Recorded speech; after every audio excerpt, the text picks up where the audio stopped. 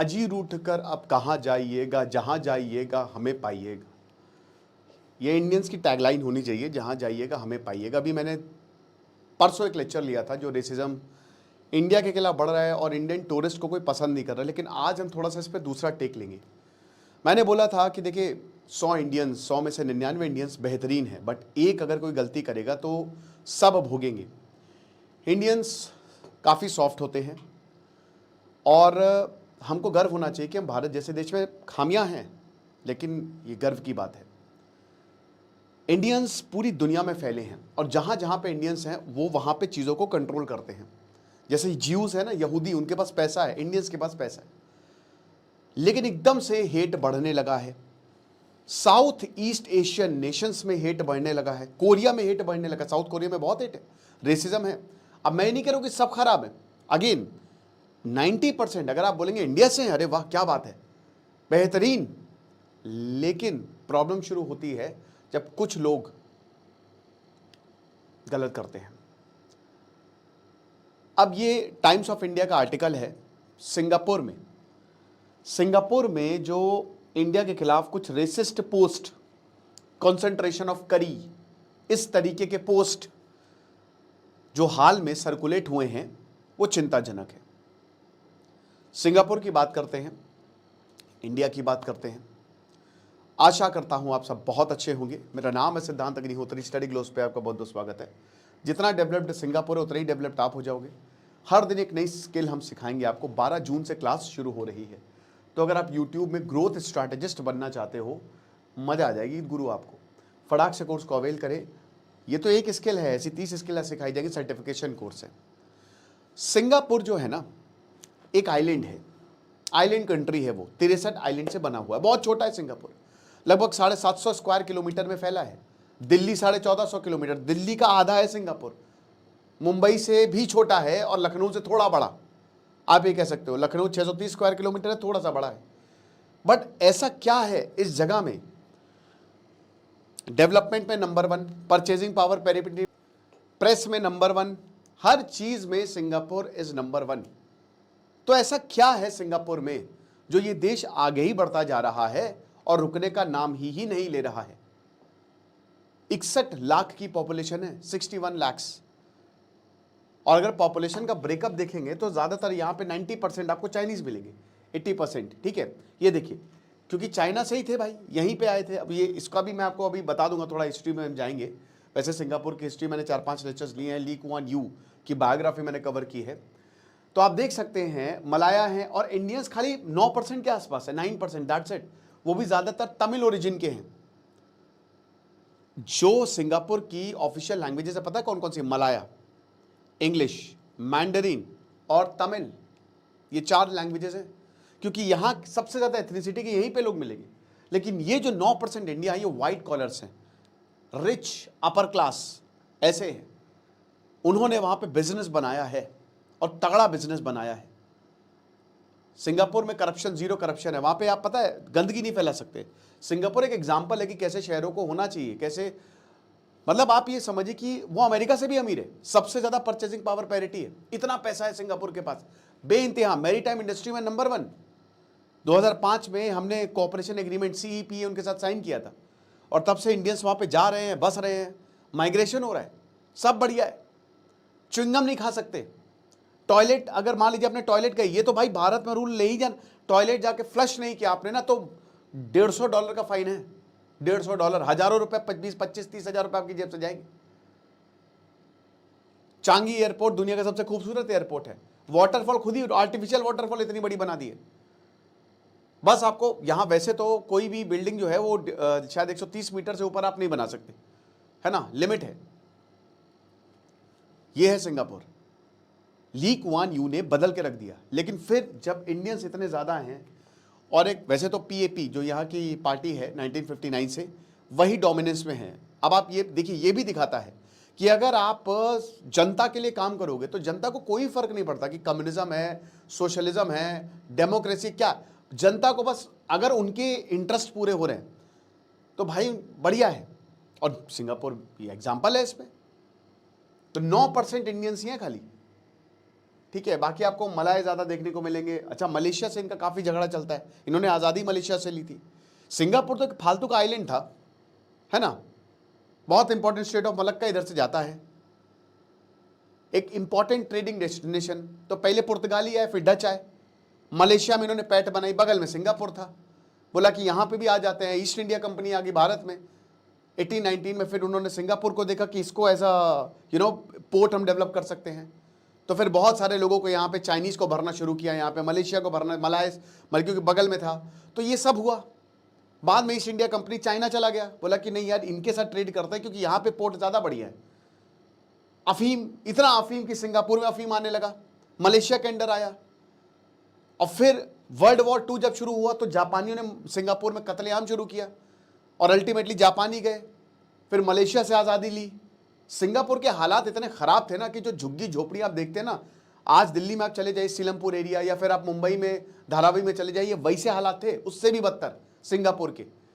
आज आप 50 साल पहले के सिंगापुर की पिक्स देखिए, आप बोलेंगे ये क्या है ये। लेकिन फिर एक आदमी आता है, फिर एक ऐसा इंसान जिसने सिंगापुर को बदल के रख दिया। अगर एक ऐसा इंसान आ जाए ना, स्वामी विवेकानंद कहते कि मुझे 100 अगर ऐसे मिल जाए मेरे जैसे, तो मैं पूरे भारत को बदल दूंगा। लेकिन भाई कहना एक ही काफी है, सिर्फ एक ही बंदा काफी है, ली कुआन यू।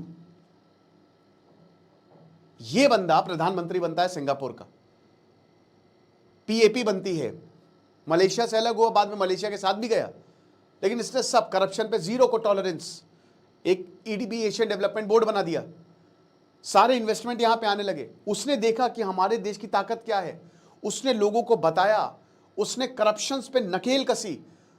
हमारे यहां ये नहीं है, भारत में ये नहीं है। और उसने बोला कि आप आइए। आज सिंगापुर का फर्टिलिटी रेट 0.87% है। सिंगापुर कोई भाई जो यहाँ पे ज्यादातर आपको चाइनीज ही मिलेंगे, चाइनीज से ही आए। चाइना, सिंगापुर में देखिए चाइना में क्या हुआ था कि ब्रिटिश ने क्या किया था कि ओपीएम वॉर हुए ना वहां पे, तो अफीम की आदत लग गई थी चाइनीज को, तो वो सिंगापुर में भी आए। जैसे यहाँ पे चाय पूछी जाती थी, चाय लेंगे, वहां पे अफीम पूछा जाता था।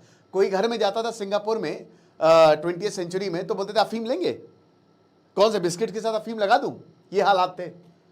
पर आज आप देखिए इतना डेवलप्ड भाई, बहुत अच्छे कर्म होंगे जो सिंगापुर में रहते हैं, बात तो सच है। टैक्स हेवन माना जाता है। एविएशन जो सबसे बड़े सेक्टर है, मेजॉरिटी कंपनी सिंगापुर की हैं आज, नहीं तो मैन्युफैक्चरिंग यूनिट वहां पे लगा हुआ है। क्या ये भारत नहीं कर सकता? 1 साल के अंदर कर सकता है। कॉर्पोरेट टैक्स हटाओ, रेड टेपिज्म हटाओ, देखो कितना इन्वेस्टमेंट आता है। यहां कोई करता ही नहीं सर। बैठे रहो, फिर तेल लगाओ, करो प्रोटेस्ट, मरो फिर। ये है। लेकिन हम बात कर रहे हैं रेसिज्म की, इंडियंस के खिलाफ। अब इंडियंस यहां पे आए, तमिलियंस यहां पे आए, उन्होंने यहाँ पे व्हाइट कॉलर जॉब्स और काफ़ी नौकरियाँ ली, उन्होंने काफ़ी लंबे समय तक उन्होंने यहाँ पे काम किया।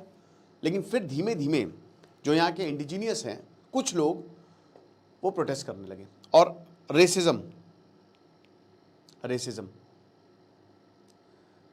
2011 में एक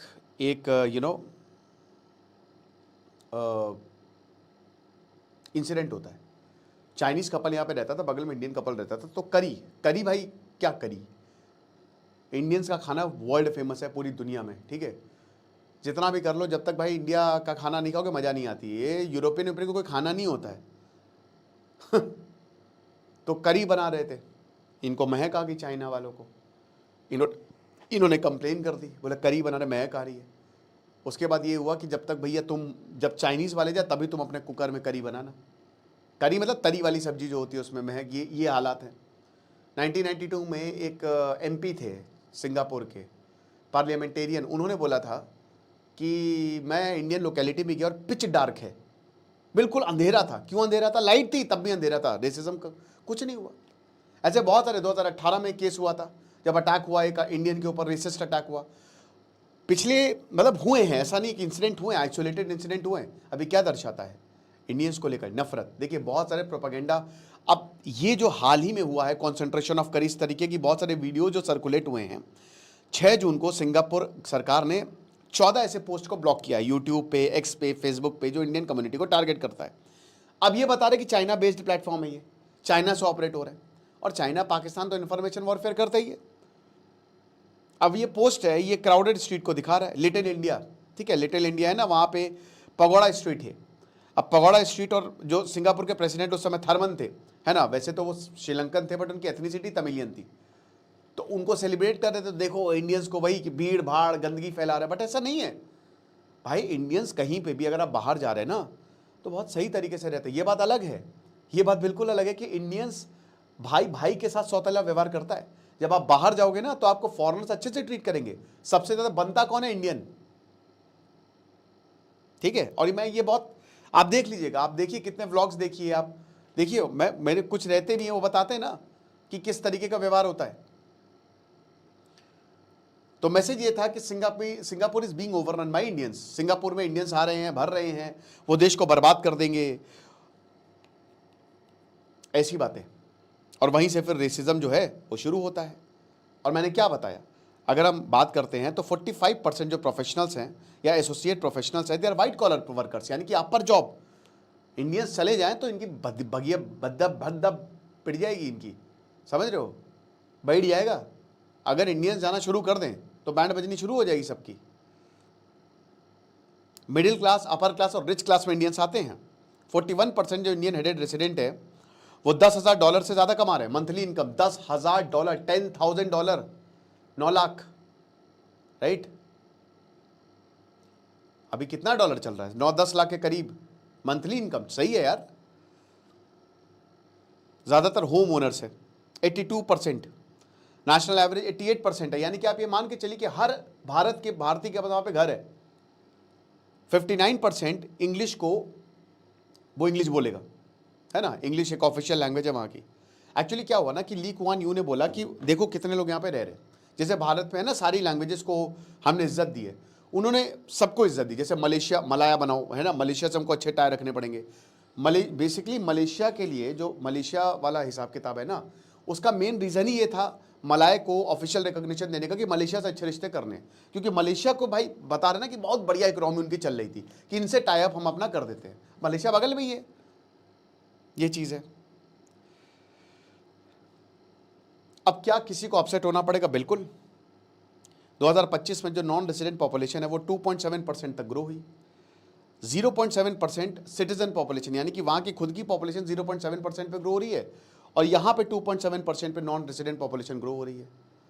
अब ये क्या बताता है? ये बताता है कि बाहर से लोग आ रहे हैं, लेकिन सिंगापुर बुला रहा है। किसी के खैरात देखो भाई, आज यूरोप सैचुरेशन पॉइंट आ गया, यूरोप के बहुत सारे देश आज बर्बाद हैं, लिटरली मैं बता रहा हूं। आप ये मत देखिए कि अरे हाँ बढ़िया है, सफाई है, सब कुछ है, लेकिन अगर आप ओवरऑल ब्रिटिश रहना, हालत खराब। लंदन चले जाएंगे, लंदन है ना, लंदन एक भोजपुरी गाना भी है ना, ऐसे ऐसे गाने बन रहे हैं, खैर छोड़िए, मैं वर्ड्स नहीं यूज़ करूँगा। लेकिन लंदन में भी हाई टैक्सेस है, कोई आम इंसान वहाँ पे नहीं रह सकता, इतने टैक्सेस हैं, नौकरियाँ है नहीं।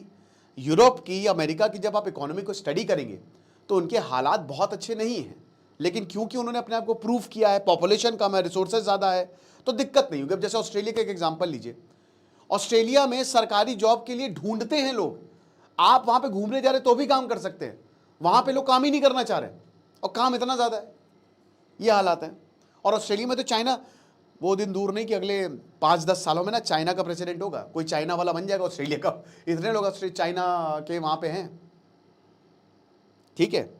ज़्यादातर स्किल्ड है, सेमी स्किल्ड है, और इनको वर्क परमिट्स मिलता है, क्योंकि इनकी पॉपुलेशन गिरती जा रही। 0.87% सिंगापुर की पॉपुलेशन आ गई, फर्टिलिटी रेट मतलब इतना हो गया है, तो बच्चे ही नहीं पैदा हो रहे, ना चाइना में, या जापान में, ना सिंगापुर में कोई बच्चे ही नहीं पैदा कर रहा है।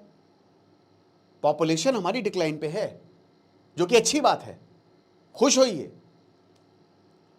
ज्यादातर इंडिया, बांग्लादेश, म्यांमार, यहां से लोग आते हैं और अच्छा करते हैं, और भारत का एक लेबर क्लास है जो वहां पे जाता है, काम करता है। सिंगापुर देखिए, क्योंकि वहां पे कम लोग हैं, और जो लोग हैं वो बड़ी बड़ी जॉब्स में हैं, या वहां की जो लेबर पॉपुलेशन है वो कम है, इसलिए इंडिया और चाइना से पूरी दुनिया में लेबर जाते हैं। ओके, कंस्ट्रक्शन के लिए।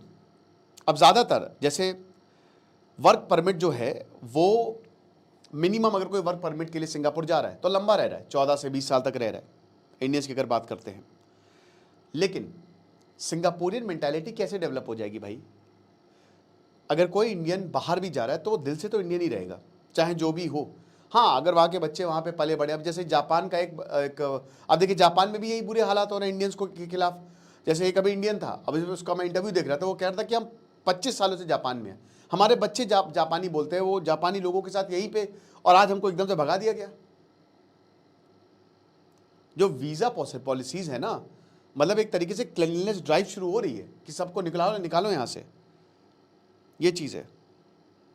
और it's not lower wage migrant labour, ऐसा भी नहीं है भाई। देखो 2005 में जब हमने, आज से 20 साल पहले हमने सिंगापुर के साथ जो कॉपरेशन एग्रीमेंट साइन किया, वो भी सिंगापुर की नेसेसिटी थी, भारत की ज़रूरत थी। तो उसके बाद बहुत ज़्यादा माइग्रेशन हुआ है, और सिंगापुर की डेवलपमेंट में भारत का बहुत बड़ा हाथ है, राइट। जो उस समय 1/7 था, हर 7वां जो था वो भारतीय था, आज वो क्वार्टर है, हर चौथा भारतीय है ना, जो वहाँ पे काम कर रहा है। काम की बात कर रहा हूँ, हर चौथा इंसान आपको इंडियन मिलेगा, ओके। और ये बहुत काम किया सिंगापुर के लिए भी, हमारे लिए भी। तब तो लोगों ने बड़ा प्रेस किया, लेकिन आज उनको लग रहा है काम खत्म हो गया है, ठीक है कि अरे यार ये तो ऐसे हैं, ये तो वैसे हैं। बल्कि पूरी दुनिया में मैंने बताया ना कि इंडियंस झंडा गाड़ रहे हैं, अफ्रीका में कंट्रोल इंडियन का है, ये चीज़ है। अब सिंगापुर के लॉज बहुत सख्त हैं, बहुत तगड़े लॉज हैं। अभी जो बायजूस का केस चला वो भी सिंगापुर में चला।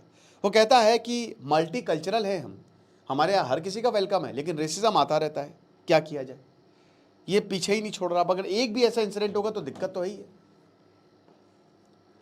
और उसमें भारतीय इंडियंस इस कहीं गरबा कर रहे हैं, कभी डांस कर रहे हैं, तो इंडियंस को भी ये समझना चाहिए। वैसी हमारी इमेज बहुत खराब है। अब ये अजीब बात है कि आप कहीं पे इतना डेवलप कर रहे, इतनी मेहनत कर रहे, आप टॉप क्लास में, उसके बाद भी आपकी इमेज खराब है क्योंकि हम सॉफ्ट है। तो ये इंडियंस की जिम्मेदारी है।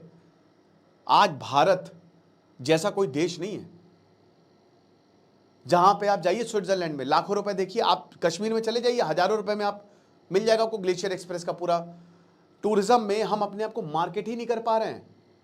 सबसे खूबसूरत क्या, आप जाइए रामेश्वरम साइड, इधर समुद्र चल रहा है, इधर ट्रेन चल रही है ना, पहाड़ों पे हमने ट्रेन चला दी है। हम किसी से कम है क्या? हम यूरोप से कम है क्या? नहीं है। मार्केट नहीं है, गंदगी इतनी ज्यादा है, सिविक सेंस नहीं है।